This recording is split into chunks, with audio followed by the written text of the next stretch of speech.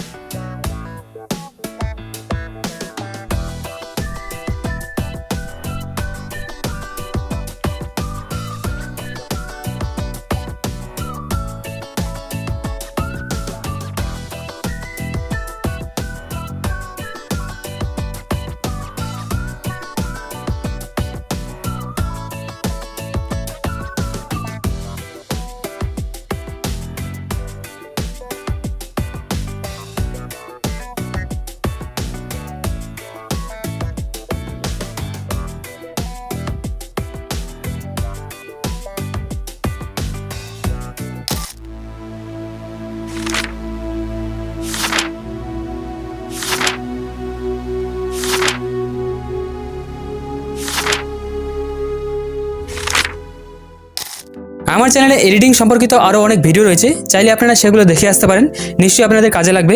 আর পরবর্তী ভিডিওতে কোন টপিক নিয়ে ভিডিও দেখতে চান সেটা কমেন্টে সাজেস্ট করতে পারেন। তাহলে দেখা হচ্ছে পরবর্তী ভিডিওতে। Thanks for watching.